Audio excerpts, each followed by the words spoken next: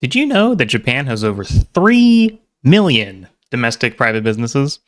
A lot of those aren't tech companies, of course, and even of the tech companies, there's a lot that you don't want to work for. The work environment, the pay, the management, all of these can be disqualifiers for your situation. However, if you're thinking about moving to Japan as a senior software engineer, I recommend targeting these 4 types of companies.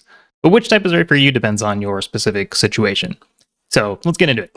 So the first 2 categories are some of the first that you would become acquainted with on any Google search about best companies in Japan. So those will be global scale-ups that started in Japan, such as like Mercari, Smart News, and PayPay. And then big tech such as like Amazon, Google, Indeed, Woven by Toyota. I've worked at 2 of these, so just a fun fact.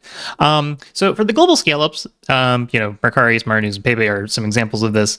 There's a lot to like here. They pay very well by domestic benchmarks, often in the like 10 to 20 million yen range. They typically have modern tech stacks, and they aren't quite as Japanese as most companies in Japan. Lots of them have huge amounts of foreign employees, sometimes from impressive pedigrees. Like I know Mercari has a director from HashiCorp. There's a lot of benefits to these companies.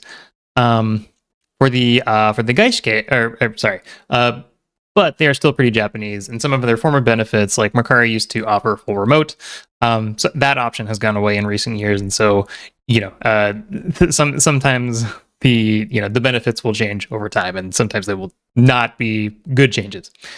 So then, for the Gaishike or for the foreign megacorp company, foreign megacorps category, their biggest advantage is a big one. You will not find their level of compensation anywhere else in Japan. For those with high career aspirations, you will also get a lot of future benefit from having these places on your resume. The engineering talent at these companies is held to a very high standard. There's the pay is the big one, but also like the same kind of benefits that they have in the U.S. The same kind of like advanced pedigree and like the same benefits to your resume and your career. All of these are still true in Japan. What's not great is how international they can be. So you might end up joining 11 p.m. calls to talk to a U.S. team.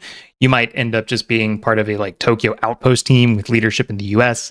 Sometimes these companies will try to do things like sudden unjustified layoffs in Japan, which they the same way that they do in the U.S. And even though that's not allowed in Japan, they kind of rely on you not knowing the labor laws and just accepting it. There's of course, there's still a lot to like about these companies, and it's very hard to just ignore the fact that they are some of the only companies that will pay you in the like 20 to 30 million yen range. But they are still far from risk-free propositions. So then the next category is domestic scale-ups. These are companies that focus on the Japanese market. Maybe they have an international presence like Rakuten and Line, but if they do, it's kind of an obvious second-level concern. They are primarily focused on the Japanese market. What is nice is that they pay fairly well with an expected range of 18 to 15 million yen. And they are well respected as companies, which can be helpful for things like mortgage applications. Also, like some of them are not. The tech market in Japan is very Tokyo focused. Not all of these companies are like centered in Tokyo. So, like Line, for example, has like a very big Fukuoka office and a big Kyoto office as well. But just another small thing to mention there. The typical trade-off is how traditional they are. So Rakuten, for example, famously has morning assemblies from the CEO, an extremely Japanese thing to do. Remote work is not a very common option in these companies. But there's still a pretty good choice if you want to. They are usually hiring. They usually have pretty good technical cultures, and they're not bad. They're not bad choices. And also, they're very well respected domestically, which is helpful for things like mortgage applications. And so the last category that I'd recommend is growing venture kind of companies. So these are similar to like Series A to B startups in the US in that they're not usually as well known, but they typically have found some kind of market, and they are frequently hiring either for their core product or for expansion products. Their salaries are similar, but typically lower to the last category, usually in the like 8 to 13 million yen range. And another nice thing is that the potential for greenfield projects is very high in these kinds of companies. Their There is, however, kind of a double-edged sword. Sometimes, very infrequently, these companies are truly bilingual, and mostly everyone is comfortable in English and Japanese. But much more often, it's expected that you have about business level Japanese.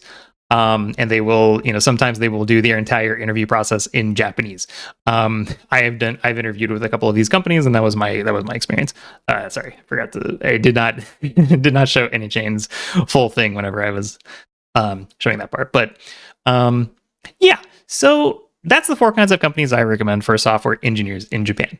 If you are thinking of moving to Japan, please drop me an email at steven@rebasejapan.com, and we can talk more about how to get you here to Japan. If you got anything else you'd like to know about tech careers in Japan, please leave a comment and I will answer as soon as I can. So thanks for watching, and until next time, have a good one.